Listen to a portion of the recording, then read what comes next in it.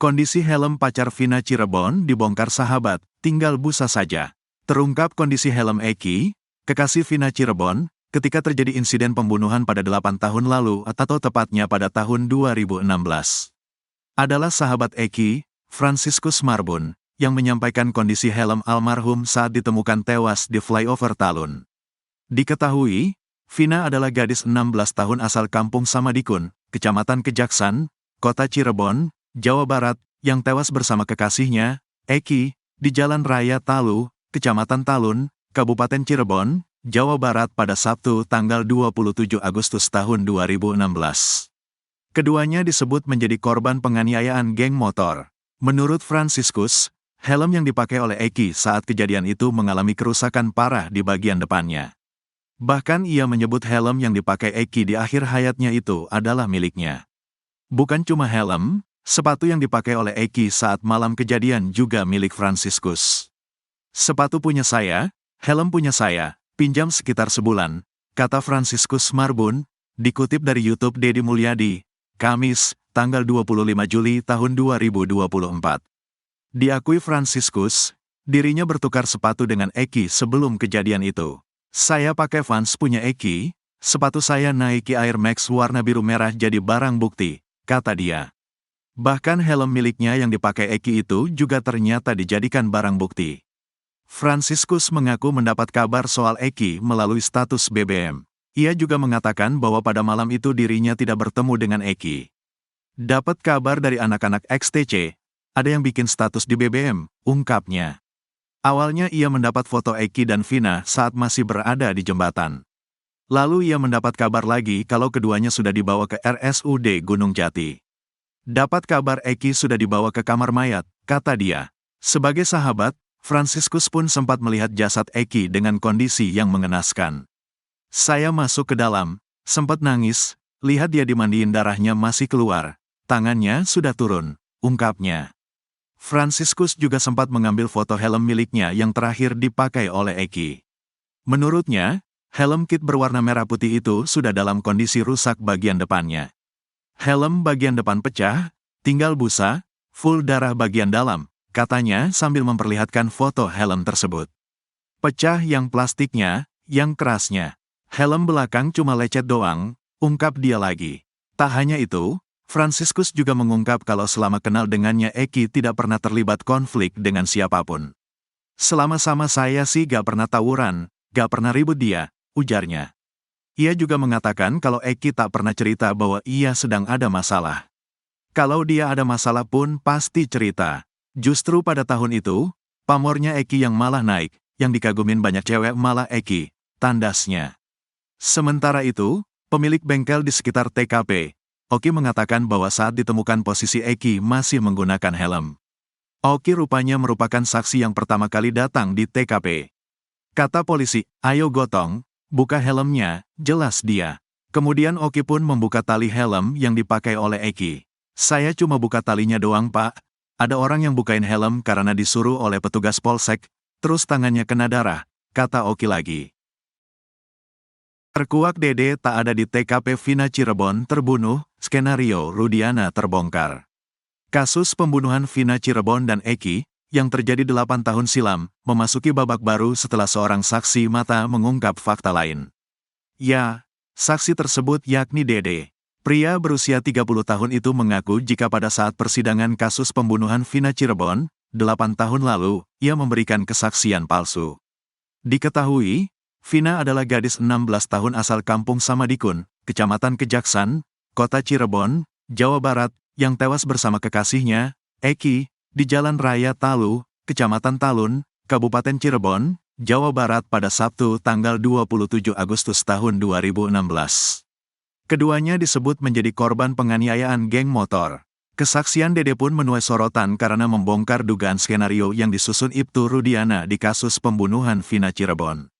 Dede sendiri sebelumnya pernah muncul sebagai saksi kasus pembunuhan Vina Dewi Arsita, 16, kekasihnya Eki pada tahun 2016. Bahkan kesaksian Dede tertuang dalam berita acara pemeriksaan, BAP, pihak kepolisian. Dede kini berumur 30 tahun dan sehari-hari bekerja sebagai kuli bangunan. Ia adalah duda setelah cerai dengan sang istri. Dede pun menceritakan pengakuan di kanal YouTube Kang Deddy Mulyadi Channel, Minggu, tanggal 22 Juli tahun 2024.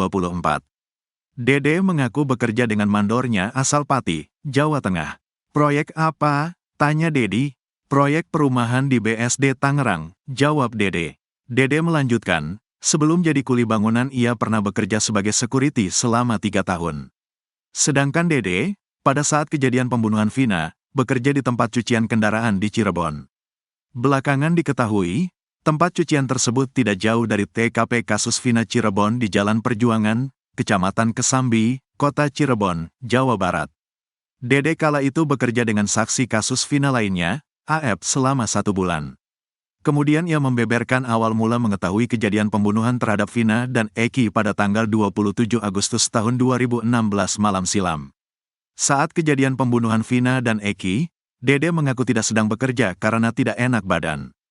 Tidak berangkat kerja, diceritain dari AF besoknya, kata Dede saat ditanya. Dede menyebut, tidak lama setelah kejadian, dirinya diajak AF ke kantor polisi.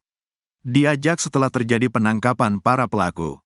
Kurang lebih 3 hari, waktunya, lanjut dia. Kala itu, AF menelepon Dede untuk meminta bantuan diantar ke kantor polisi. Dede mengiyakan karena memang dirinya berasal dari Kabupaten Cirebon yang mengetahui wilayah tempat tinggalnya. Singkat cerita, sebelum masuk ke ruangan, terjadi pertemuan singkat antara Dede, AF, Ibtu Rudiana.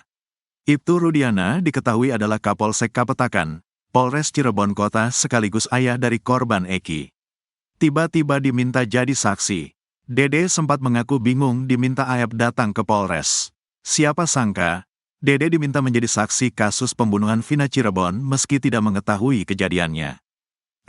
Kan kita tidak tahu kejadiannya? Tanya Dede ke AF kala itu. Udah entar ikutin aja, arahan Ibtu Rudiana, jawab AF. Dede bersaksi, sebelum memberikan keterangan BAP, dirinya mendapatkan arahan dari AF dan Ibtu Rudiana.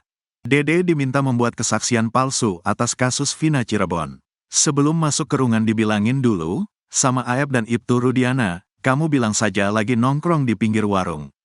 Ada orang segerombolan orang nongkrong bawa bambu dan lempar batu ke Vina dan Eki, ucap dia. Di hadapan penyidik, Dede menjawab semua pertanyaan selama kurang lebih 1,5 jam. Mulai dari jam 19 sampai pukul 21. Saya memberikan keterangan, sesuai skenario, kata Dede. Dede lalu meyakinkan Deddy, bahwa ceritanya diminta ikut skenario yang disusun AF dan Ibtu Rudiana adalah benar. Kamu diarahin oleh AF sama Ibtu Rudiana.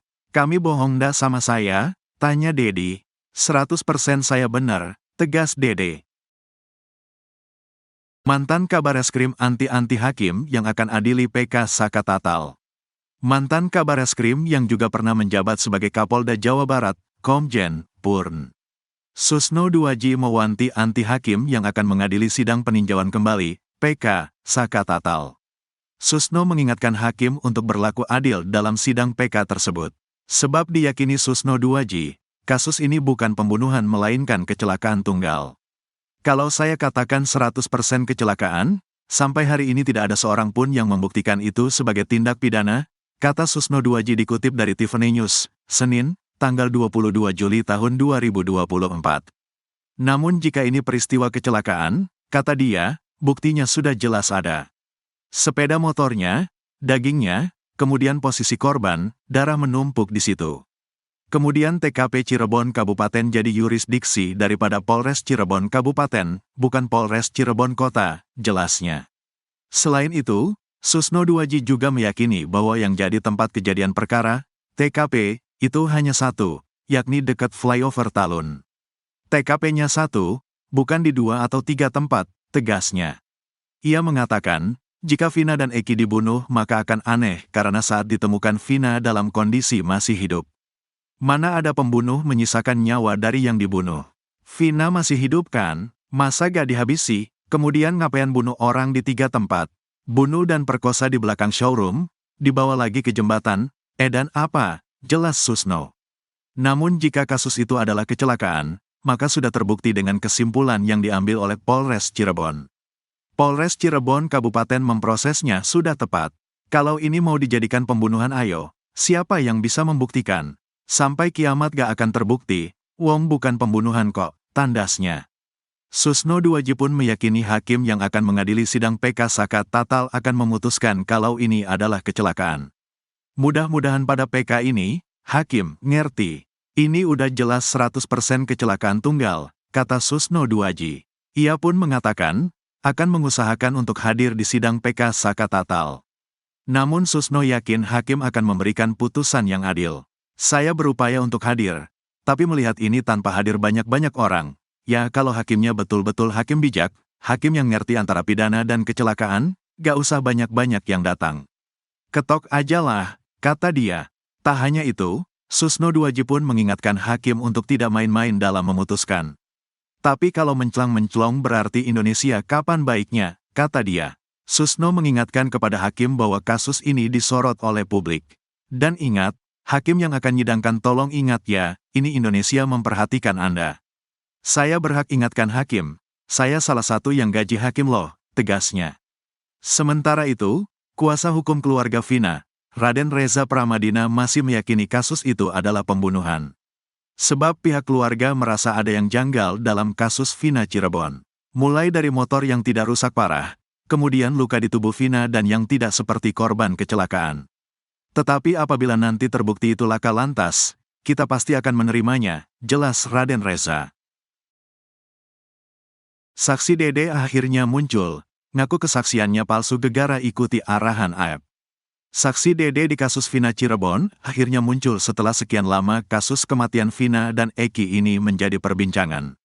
Saksi Dede ini diketahui memberikan kesaksian dengan AEP yang memicu penangkapan sejumlah pemuda yakni Sudirman dan kawan-kawan. Namun setelah kemunculannya ini, Dede mengaku bahwa kesaksiannya ini palsu. Dia pada tahun 2016 silam kebingungan karena tidak tahu menahu soal kejadian tewasnya Vina dan Eki. Namun dia diminta oleh AEP untuk mengikuti alur.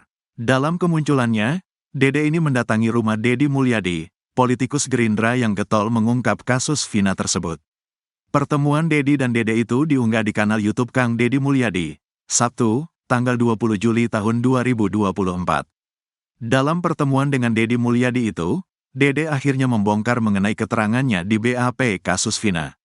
Seperti diketahui, keterangan Dede dalam BAP menuntun 7 orang menjadi terpidana kasus tersebut. 7 terpidana itu tidak termasuk Rivaldi yang diduga terseret kasus Vina padahal dia berkasus soal kepemilikan senjata. Ketujuh terpidana itu adalah Hadi Saputra, Jaya, Eka Sandi, Supriyanto, Eko, Sudirman dan Saka Tatal. Saka Tatal sudah bebas sementara 7 terpidana lain menjalani hukuman penjara seumur hidup. Kini terungkap awal mula kesaksian AEP dan Dede yang membuat 8 orang menjadi terpidana kasus Vina, 7 diantaranya harus menjalani hukuman penjara seumur hidup. Dede mengaku beberapa hari setelah kejadian tewasnya Vina di Jembatan Talun, Cirebon dia ditelepon AEP, diajak untuk menjadi saksi. Ajakan AEP untuk menjadi saksi itu disebut Dede dilakukan saat malam, beberapa hari setelah para terpidana kasus Vina ditangkap polisi. Kurang lebih 2 atau 3 hari setelah penangkapan, katanya. Saat ditelepon AEP, Dede mengaku sedang di rumah. Malam itu juga, mereka berangkat ke Polres Cirebon Kota. Dede sempat bertanya ke AEP, untuk urusan apa mereka ke Polres. Kata AEP, mereka akan jadi saksi untuk kasus tewasnya anak Ibtu Rudiana. Saya bilang ke AEP, kan kita tidak tahu apa-apa, kok jadi saksi? Kata Dede mengulangi pertanyaannya ke AEP ketika itu.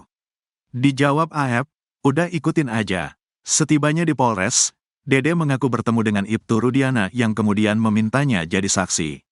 Dede mengaku bingung dan takut saat diminta jadi saksi bahwa motor Eki dan Vina dikejar rombongan lain. Dia kemudian diarahkan Ibtu Rudiana dan AEP untuk mengaku sedang nongkrong depan warung dan melihat motor Eki dan Vina dikejar rombongan lain. Yang mengarahkan saya melihat ada anak-anak lewat dilempari batu dan bawa bambu itu AEP dan Ibtu Rudiana, tegas Dede pada Dedi Mulyadi. Kedua-duanya, buntut pengakuannya itu, Dede mengaku kesulitan tidur nyenyak. Benar, itu kesaksian palsu. Saya bersaksi palsu karena disuruh AEP dan Rudiana, katanya. Dede mengatakan bahwa AEP sempat berujar kalau kesaksiannya itu karena dendam akibat pernah dipukuli warga. AEP sebelumnya dipukuli warga karena di tempat kerjanya, yakni tempat pencucian motor ada perempuan. Yang melaporkan ke warga bahwa di tempat pencucian motor sering menginap perempuan itu disebut anak-anak yang suka nongkrong di depan SMPN 11 Cirebon. Aep cerita ke saya dipukulin, ada anak-anak SMPN 11 yang bilang bahwa perempuan, terang Dede. Dari situ, Aep diduga dendam sehingga memutuskan membuat laporan di kasus Vina bahwa telah melihat anak-anak yang biasa nongkrong di depan SMPN 11 Cirebon melempari pengendara motor.